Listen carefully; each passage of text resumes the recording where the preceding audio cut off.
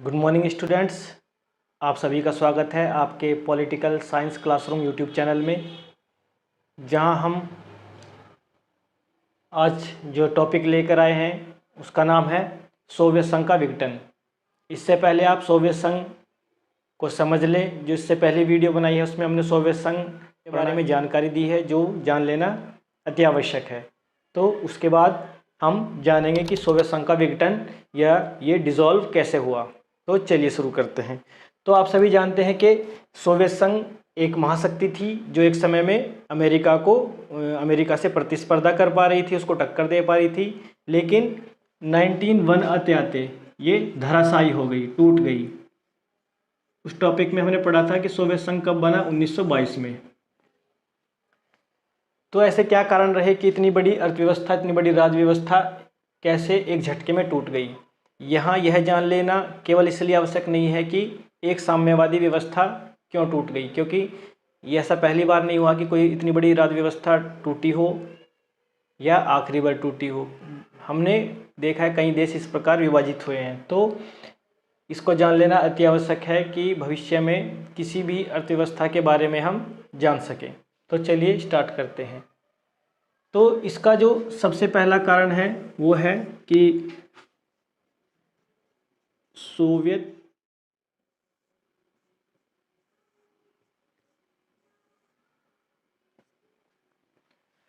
हमें समझना होगा कि इसकी जो राजनीतिक और आर्थिक संस्थाएं हैं वो विफल रही। ये क्यों विफल रही?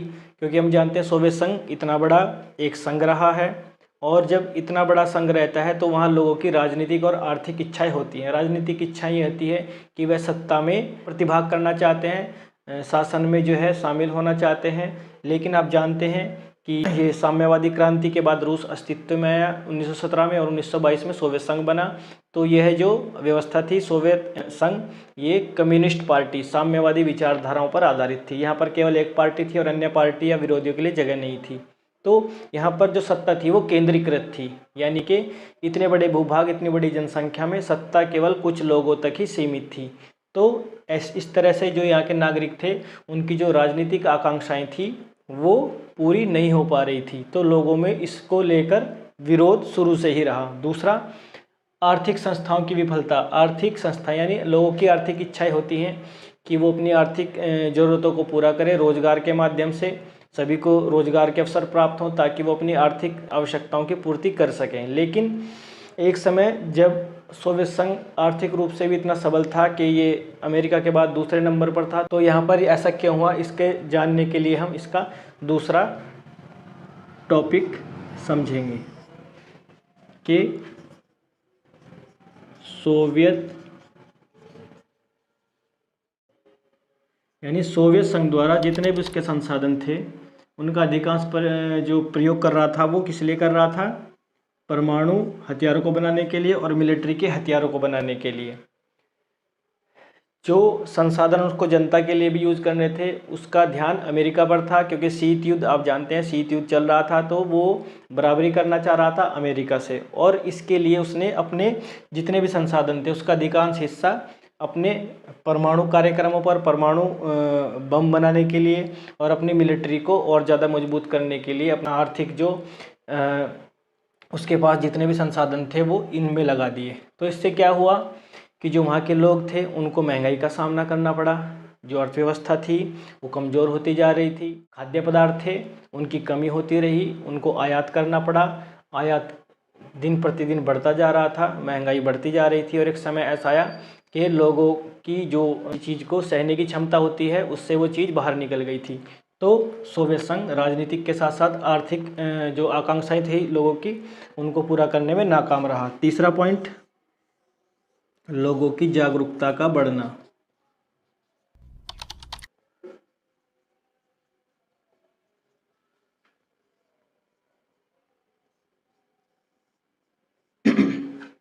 एक समय तक सोवियत संघ अपनी जनता, अपने नागरिकों से यह कहता आ रहा था कि हमारी जो अर्थव्यवस्था है वो पूंजीवादी अर्थव्यवस्था यानी पश्चिम देशों की अर्थव्यवस्था से कहीं बेहतर है और यहाँ का जीवन वहाँ से कहीं अच्छा है। लेकिन आप जानते हैं न्यूज़ का टाइम, अखबारों का टाइम, इंटरनेट का प्रयोग इतना बढ़ चुका था कि अब लोगों को जानकारी बढ़ने लगी थी और वो देख चुके थे कि जो पश्चिम के देश हैं, अमेरिका हो, ब्रिटेन हो, फ्रांस हो, इनकी जो यहाँ के लोगों का जो रहन सहन है वो हमसे बहुत अच्छा है और हमारा रहन सहन इतना अच्छा नहीं है।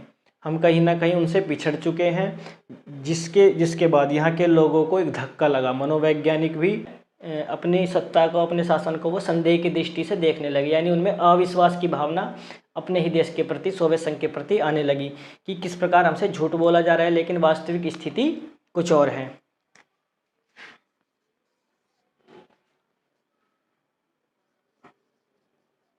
प्रशासन, अगला पॉइंट है प्रशासन में व्याप्त भ्रष्टाचार व कम्युनिस्ट पार्टी का लोगों के प्रति जवाबदेह ना होना। अगला पॉइंट ये है, यानी जो प्रशासन था, अधिकारी वर्ग था, ब्यूरोक्रेसी थी, वो इतनी हावी हो चुकी थी कि उसमें इतना भ्रष्टाचार आ चुका था। लोगों के लिए अलग अधिकार थे और वहाँ के अधिकारी वर्ग के लिए अलग अधिकार थे। जो कम्युनिस्ट पार्टी से जुड़े लोग थे उनको जो है अलग तरीके से ट्रीट किया जा रहा था और सामान्य जनता को अलग तरीके से। तो इससे भी क्या हुआ, लोग अपने आप को ना उस देश से जोड़ पा रहे थे, ना उस पार्टी से जोड़ पा रहे थे और उनमें विरोध बढ़ता गया। दूसरा, वहाँ पर इतना भ्रष्टाचार बढ़ गया कि आम लोगों का जीवन जो है बिल्कुल परेशानियों से भर गया और ये जो पार्टी थी वो जनता के प्रति जवाबदेही नहीं थी, यानी जनता से कोई लेना देना नहीं था।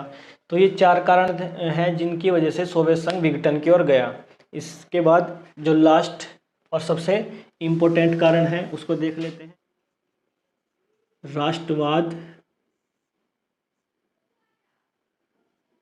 राष्ट्रवादी व संप्रभुता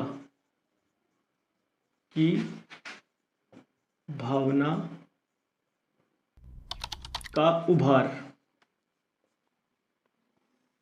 ये सबसे इम्पोर्टेंट और अंतिम कारण रहा सोवियत संघ के विघटन के लिए। कि हम जानते हैं कि सोवियत संघ जब बना, इसमें कुछ ऐसे गणराज्य थे जिनका नाम है रूस, जॉर्जिया और बाल्टिक गणराज्य। बाल्टिक गणराज्य पिछले टॉपिक में बता चुके हैं। इसमें आते हैं 3, लिथुआनिया, एस्टोनिया और लातविया। इन तीनों गणराज्यों को बाल्टिक गणराज्य क्यों कहा जाता है? क्योंकि ये बाल्टिक सागर के जो है बिल्कुल तट पर स्थित हैं। तो ये कुछ ऐसे गणराज्य थे सोवियत संघ के जिनमें राष्ट्रवादी और संप्रभुता की भावना का अत्यधिक उभार देखा गया। एक और जहाँ लग रहा था कि मध्य एशिया, जो सोवियत संघ से धार्मिक व नस्लीय दोनों ही आधार पर बिल्कुल अलग थे। ये सोचा जा रहा था कि सबसे पहले स्वतंत्रता की मांग जो है पूर्वी यूरोप या मध्य एशिया के देश करेंगे, लेकिन हुआ बिल्कुल इसका उलट। इनके स्थान पर रूस, जॉर्जिया या बाल्टिक गणराज्यों ने जो है इनमें राष्ट्र के प्रति राष्ट्रवादी भावना क्या होती है, जो ये सोचते हैं कि जो हमारी पहचान है, हमारी जो संस्कृति है वो क्या होनी चाहिए, अलग होना चाहिए। और हम संप्रभुता का मतलब क्या हुआ कि हमारे क्षेत्र पर जो हमारा अलग देश होगा उस पर किसी अन्य का कोई अधिकार ना हो और वो डिसीजन के लिए, अपनी विदेश नीति के लिए बिल्कुल जो है इंडिपेंडेंट हो। तो इन भावनाओं के चलते यहाँ के लोगों ने बिल्कुल ठान ली कि हमको सोवियत संघ से, बाकी के क्षेत्र से कोई मतलब नहीं है। बाकी के जो पिछलग्गू देश हैं, जहाँ पर विकास इतना ज़्यादा नहीं है, उनको खींचने के चक्कर में कहीं ना कहीं हमारे देश के नागरिकों को जो है ये सब कष्ट, जो आर्थिक कष्ट है, ये देखना पड़ रहा है। तो वो बिल्कुल चाहते थे कि सोवियत संघ क्या हो जाए, या तो टूट जाए और हमारा देश की अलग पहचान हो। एक क्वेश्चन आता है कि सबसे पहले स्वतंत्रता घोषित करने वाला गणराज्य कौन सा था? तो ये बाल्टिक गणराज्य थे और उसमें से लिथुआनिया ने मार्च 1990 में ही स्वतंत्रता की घोषणा कर दी थी और सबसे पहला गणराज्य बना स्वतंत्रता की घोषणा करने वाला 1990 में। आपको पता है कि 1940 में ये बाल्टिक गणराज्य सोवियत संघ से जुड़े थे। इसके अलावा यहाँ पर सोवियत संघ के अंतिम राष्ट्रपति का नाम लेना भी आवश्यक है। अंतिम राष्ट्रपति थे मिखाइल गोर्बाचेव,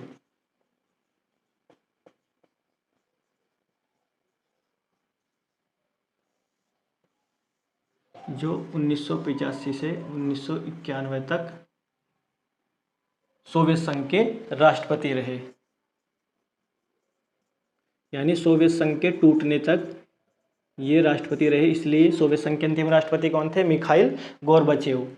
तो मिखाइल गोर्बाचेव ने अपनी ताकत लगा दी कि सोवियत संघ ना टूटे। इसके लिए ये 2 सुधार कार्यक्रम भी लाए थे, जिसमें से पहला था पेरेस्ट्रोइका,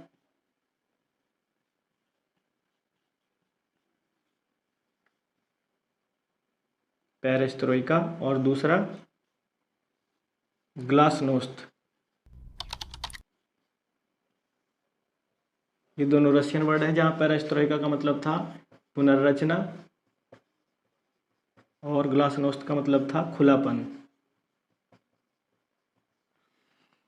मिखाइल गोर्बाचेव को ये बात समझ में आ चुकी थी कि ये साम्यवादी व्यवस्था पूंजीवादी व्यवस्था से कहीं भी टक्कर नहीं ले पाएगी। इसलिए इन्होंने 2 सुधार कार्यक्रम लेकर पुनर्रचना, यानी जो साम्यवादी अर्थव्यवस्था थी, इस पे आधारित जितने भी इनके जो है संस्थान थे उनमें बदलाव की आवश्यकता थी। उनको पूंजीवादी अर्थव्यवस्था पर ढाला जाना था, इसलिए पुनर्रचना लेकर आए थे ये। और दूसरा खुलापन, क्योंकि जो समाजवादी या साम्यवादी अर्थव्यवस्था है वह एक बंद अर्थव्यवस्था होती है। उसमें जो उत्पादन के साधन होते हैं उस पर राज्य का जो है अधिकार होता है, लेकिन पूंजीवादी अर्थव्यवस्था एक खुली अर्थव्यवस्था होती है, इस पे व्यापार पर कोई रोक टोक नहीं होती है, इसलिए इसको ओपन मार्केट भी कहते हैं।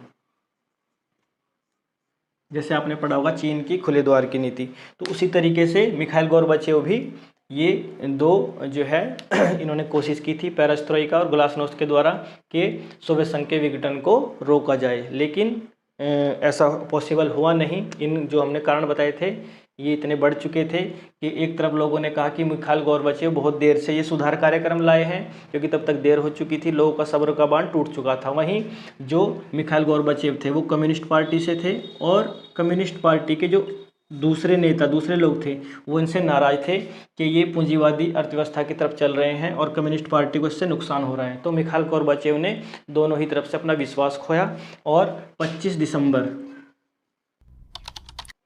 1991 को इन्होंने इस्तीफा दे दिया और सोवियत संघ का विघटन हो गया।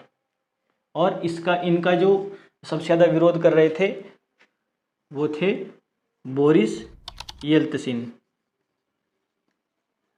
हालांकि एक समय पे बोरिस येल्त्सिन कम्युनिस्ट पार्टी में थे और मिखाइल गोर्बाचेव ने मॉस्को, जो रूस की राजधानी है, मॉस्को का मेयर भी इनको बनाया था। लेकिन आगे चलकर यही कम्युनिस्ट विचारधारा का विरोध करने लगे, मिखाइल गोर्बाचेव का विरोध करने लगे। इसलिए जब 1991 में सोवियत संघ टूट गया और इसकी जगह किसको मिली? सोवियत संघ की जगह रूस को मिली। संयुक्त राष्ट्र संघ में जो सुरक्षा परिषद है उसकी सीट सोवियत संघ के पास से रूस पे आ गई थी। इसलिए रूस के जो पहले राष्ट्रपति हुए वो कौन हुए? बोरिस येल्त्सिन, जिसके बारे में हम आगे की वीडियो में बात करेंगे। तो ये था टॉपिक सोवियत संघ का विघटन। ऐसे आपके समझ में आया होगा और आप इसको समझ पाए होंगे। तो अगले टॉपिक में हम मिलेंगे सोवियत संघ के विघटन के क्या परिणाम हुए।